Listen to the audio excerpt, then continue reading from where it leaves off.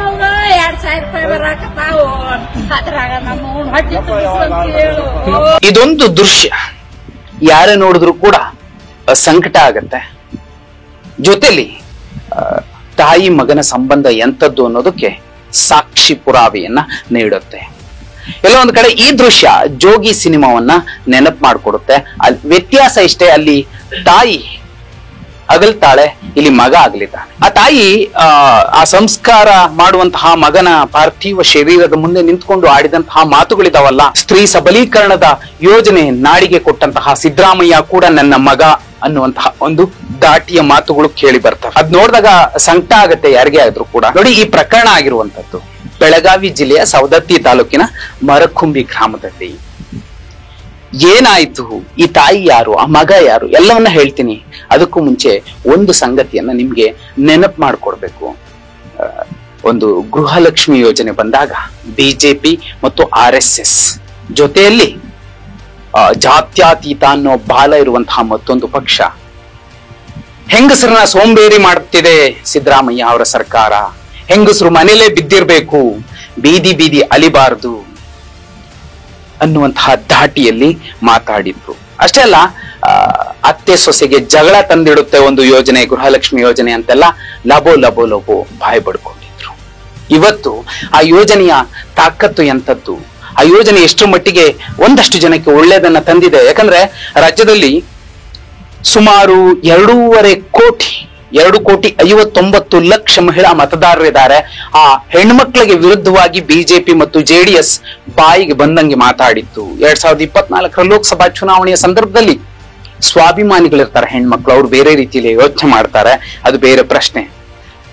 ಈ 2.5 ಕೋಟಿ ಮತದಾರರ ಪೈಕಿ 1.15 ಅಂದ್ರೆ 1,15,00,000 ಹೆಣ್ಣು ಮಕ್ಕಳಿಗೆ, ತಾಯಂದರಿಗೆ ಇವತ್ತು ಗೃಹಲಕ್ಷ್ಮಿ ಯೋಜನೆ ಅಡಿ ಪ್ರತಿ ತಿಂಗಳು 2,000 ರೂಪಾಯಿ ಅವ್ರ ಅಕೌಂಟ್ಗೆ ಬೀಳ್ತಾ ಇದೆ.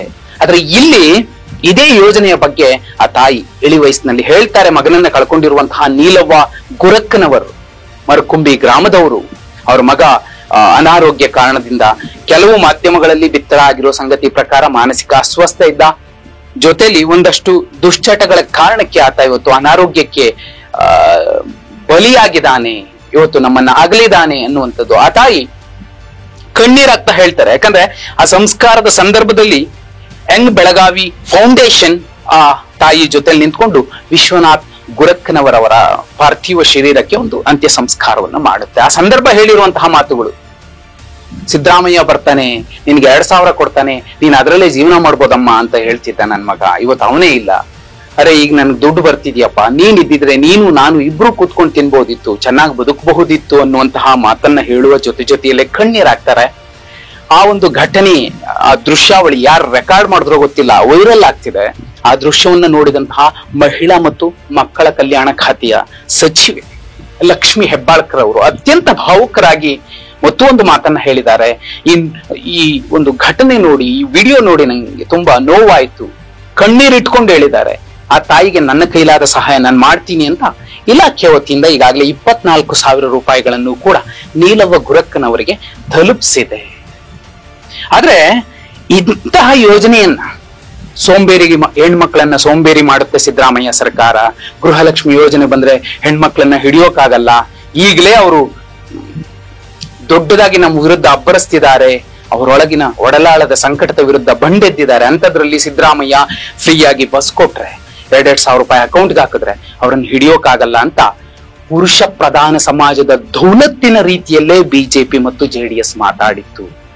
ರಾಜ್ಯದಲ್ಲಿ 2.5 ಕೋಟಿ ಹೆಣ್ಮಕ್ಳು ಮತದಾರರಿದ್ದಾರೆ ಎನ್ನುವಂತಹ ಸ್ವಲ್ಪ ಪರಿಜ್ಞಾನ ಕೂಡ ಇಲ್ಲದೆ ಹೆಣ್ಮಕ್ಳನ್ನ, ಯಾಕಂದ್ರೆ ಹೆಣ್ಣಿಲ್ದೆ ನಾವೇನೂ ಇಲ್ಲ, ಅಂತಹ ಹೆಣ್ಣಿನ ಒಂದು ಸಬಲೀಕರಣದ ಯೋಜನೆಯ ವಿರುದ್ಧ RSS ಬಿಜೆಪಿ, ಮತ್ತೊಮ್ಮೆ ಹೇಳ್ತೀನಿ, RSS ಬಿಜೆಪಿ, ಬಿಜೆಪಿ JDS ವಿರೋಧ ವ್ಯಕ್ತಪಡಿಸಿತ್ತು. ಇಂತಹ ಯೋಜನೆ ಮಾಡ್ಬೇಡ್ರಿ, ಹೆಣ್ಮಕ್ಳು ಬೆಳೆದ್ ಬಿಟ್ರೆ ಅವ್ರು ನಮ್ಮನ್ನು ತುಳಿದಾಕ್ಬಿಡ್ತಾರೆ ಅನ್ನೋ ರೀತಿಯಲ್ಲಿ, ಆ ಧಾಟಿಯಲ್ಲಿ ಹೆಣ್ಣು ಮಕ್ಕಳ ಕಾರ್ಯಕ್ರಮಗಳನ್ನ ಮತ್ತು ಹೆಣ್ಣು ಮಕ್ಕಳ ಸಬಲೀಕರಣದ ಕಾರ್ಯಕ್ರಮಗಳನ್ನ ವಿರೋಧಿಸಿದ್ರು. ನೋಡಿ, ಇವತ್ತು ಆ ತಾಯಿ ನೀಲವ್ವ ಗುರಕ್ಕನವರು ಕಣ್ಣೀರಿಡೋ ಸಂದರ್ಭದಲ್ಲಿ, ಮಗನನ್ನ ಕಳ್ಕೊಂಡಿರುವಂತಹ ಸಂದರ್ಭದಲ್ಲಿ, ನನ್ಗೆ ಇನ್ನೊಬ್ಬ ದೊಡ್ಡ ಮಗ ಇದ್ದಾನೆ, ಆತ ಸಿದ್ದರಾಮಯ್ಯ ಅನ್ನೋ ರೀತಿಯಲ್ಲಿ ಮಾತಾಡ್ತಿದಾರಲ್ಲ, ಇದಲ್ವಾ ನಿಜವಾದ ಕಲ್ಯಾಣ ಯೋಜನೆ? ಇದಲ್ವಾ ನಿಜವಾದ ಸ್ತ್ರೀ ಸಬಲೀಕರಣ ಯೋಜನೆ? ಇದಲ್ವಾ ಕರ್ನಾಟಕದ 1,15,00,000 ತಾಯಂದಿರ ಋಣ ತೀರಿಸೋ ಸಿದ್ದರಾಮಯ್ಯ ಅವರ ಒಂದು ಯೋಜನೆ. ಇವತ್ತು 1,15,00,000 ತಾಯಂದಿರಿಗೆ ಅವರ ಮಕ್ಕಳು ಎಷ್ಟು ಸಹಾಯ ಮಾಡ್ತಾರೋ ಬಿಡ್ತಾರೋ, ಆದ್ರೆ ಮುಖ್ಯಮಂತ್ರಿ ಆಗಿ ಪ್ರಜಾಪ್ರಭುತ್ವ ವ್ಯವಸ್ಥೆಯಲ್ಲಿ ಜನಕ್ಕೆ ಸಹಾಯ ಮಾಡಬೇಕಾದಂತಹ ಒಬ್ಬ ಮುಖ್ಯಮಂತ್ರಿ ಮಗನ ರೀತಿಯಲ್ಲಿ ಕೆಲಸ ಮಾಡ್ತಿದ್ದಾರೆ. 100 ಕೋಟ್ಯಾಂತರ ನೀಲವ್ವ ಗುರಕ್ಕನವರವರಿಗೆ ಇವತ್ತು ಸಿದ್ದರಾಮಯ್ಯ ಕೂಡ ಒಬ್ಬ ಹಿರಿಮಗನಾಗಿದ್ದಾನೆ. ನೀಲವ್ವ ಗುರಕ್ಕನವರ ಮಾತುಗಳು, ಲಕ್ಷ್ಮೀ ಹೆಬ್ಬಾಳ್ಕರ್ ಅವರು ಆಡಿದಂತಹ ಮಾತುಗಳು ಮತ್ತು ಈ ಅತ್ಯುತ್ತಮ ಯೋಜನೆಯನ್ನ ವಿರೋಧಿಸಿದಂತಹ ಸ್ತ್ರೀ ವಿರೋಧಿ, ಮಹಿಳಾ ವಿರೋಧಿ, ಹೆಣ್ಣು ಮಕ್ಕಳನ್ನ ಕಂಡ್ರೆ ಪರಮ ಅಸಹ್ಯವಾಗಿ ಕಟುವಾಗಿ ವಿರೋಧಿಸುವಂತಹ ಬಿಜೆಪಿ, RSS, JDS ನಡೆ ನುಡಿಯ ಬಗ್ಗೆ ನೀವೇನಂತೀರಾ? ಕಮೆಂಟ್ ಮಾಡಿ.